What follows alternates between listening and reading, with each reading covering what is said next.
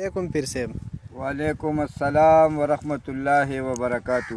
څنګه لی ښه ټیک ټاک؟ شکر دی الحمدلله د الله رحم دی. ستاسو پیر صاحب دا اوسنی چې کوم حکومت دی که نه جی د دې نه ستاسو څه امید او تمه شته نوره مخکې کو نه؟ نو د دې مطابق به موږ تا ته څه ووایو. نور حکومت باندې خو به عمران خان دې پوهېږي، خو موږ نه دونه ګراني لیدلي وه او نه موږ د دونه ګرانۍ سره بلد وو. دا خو چې چیني راوړو غوړي پاتې کېږي او چې غوړي راوړو نو اوړه پاتې کېږي او چې اوړه راوړو نو کرایي پاتې کېږي او چې کرایي ورکوو نو بیل پاتې کېږي. او ده خو موږ ته په خپله اعلان کړی و چې تاسو پسې بیلونه راځي، دا تاسو پسې د دونه خرچه تاسو نه کړي او په تاسو پسې بیلونه راشي، نو چونکې دا زیاتی دی. دا اعلان خو تا په خپله موږ ته کړی و چې بیلونه وسېځئ. اوس ورسره څه وکړو د بیل سره؟ اوس کو سېځو نو ته به وایې چې یاره دا مه سېځه، او که زه وایم چې سېځم یې نو بیا به مسله ورانوي.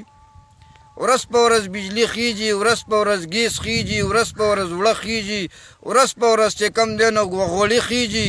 په 80 روپۍ چې کومه نیم کیلو ګوتۍ وه هغه به موږ په 80 روپۍ اخسته، هغه نن سبا 2 کم 3 کم په 100 باندې میلاویږي. نو غریب سړي سره ستا مطلب څه دی؟ باچای وخت خو مزه کوي، خو داسې باچای وخت مزه نه کوي چې ته پکې غریبانان او مظلومان رانیسي. د سرمایهدار او جاګیردارو په دې هېڅ هم نه، هغه نه د وړو نه خبرېږي او نه د غوړو نه خبرېږي او نه د کور د کرایې نه خبرېږي. هغوی ته په ژمي کې هیټري او په اوړي کې ورته اے سي او د تلو دپاره موټري. او زموږ سره دغه یو وسایل نشته. مونږ مزدورکار خلک یو، مونږ په بټۍ کې کار کوو. مونږ به څوک چولې خرڅوي، څوک په یو کار کوي، څوک په بل کار کوي. خو عمران خان زه تا ته صرف دا یو ریکویسټ درخواست ته کومه، ته چې د هر چا مرید یې، د هر چا سره چې ستا ناسته پاسته ده، زه راته دا یو خبره کوم چې دی تا ته د انسان د انسانیت خلاف خبرې ښیي. ځکه راته ښیي چې په غریب باندې لږه راله، تنده راله، پریشاني راله، مصیبت راغی او په هغې کې تا د یو غریب مرګستیا ونه کړه او تا ته پته ده چې یاره دا زما حق دی او تا پردی حق ووهه او تا د مظلوم مرګرتیا ونه کړه.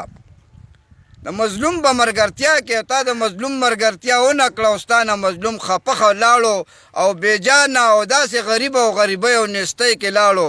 د دې ټولو خبرو ذمهوار به باچای وقت دي. موږ د باچای وقت قدر کوو، موږ د باچای وقت عزت کوو، موږ د باچای وقت خیال ساتو. موږ باندې فرض دی د باچای وقت عزت، خو د داسې باچای وقت عزت نه چې دی زموږ سره ظلم کوي، زموږ سره زیاتې کوي او په موږ باندې. نو داسې باچای وقت اسلام کې نشته دی. چې اسلام کې یو باچای وقت راغی او ظالمو، نو د دې باچای وقت د ختمېدو لپاره به یو کېږئ او دا به ختموئ. او هر څوک چې که عمران خان دی او که مولا دی او که نواز شریف دی او که زرداری دی چې د ملک خیرخوا دی، انسان ته تې پیدی، اسلام ته تې نقصان نه او ملک ته تې نقصان نه، الله پاک دې همیشه دپاره داسې په کرسۍ باندې ساتي.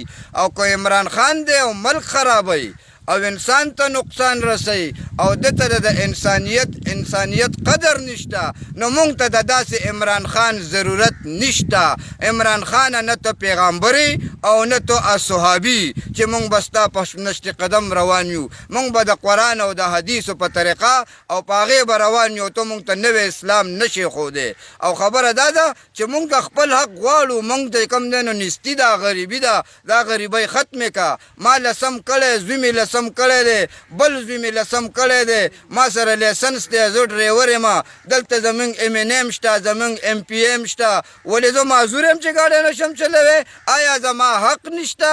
آیا زه پاکستانی نیم؟ آیا زه مسلمان نیم؟ آیا زه د دې علاقې اوسېدونکی نیم؟ ما له چل نه راځي؟ څه مسله ده؟ ما سره پیسې نشته، زما شپارسي نشته، ما سره رشوت نشته، ما سره لارې نشته دی. زه دوی له په جرګو په رقیبانو په جرګو باندې څوک راوستی نشمه. نو زه پاتې کم خلک چې غورور دي، کم چې مالدار دي، کم چې منډې وی، کم چې ترلې وی، کم چې شپه ورځ په ځان یوه کي، کم چې د دوی دپاره دروغ وی، کم چې دا منافقان او دا دروغجن په کمو طریقو چې اوټونه علي او بیا د خلکو نه په چور ګیټونو باندې ځي.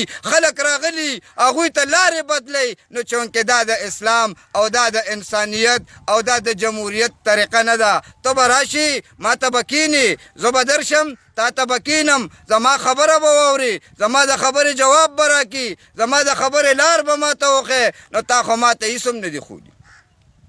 داسې حکومت نه چلیږي او کو چلیږي نو په مظلومانو چلیږي او ان شاء الله د الله تعالی په حکم د الله پاک په حکم چې داسې ظالم حکومت وي الله دې په خپله توره ووایي او په خپل قهر دې الله مونږ خلاص کړي او کو ښه چلیږي او وروسته هم پکې خیر وي الله دې آباد او خوشحاله ساتي. سلام علیکم. آمین.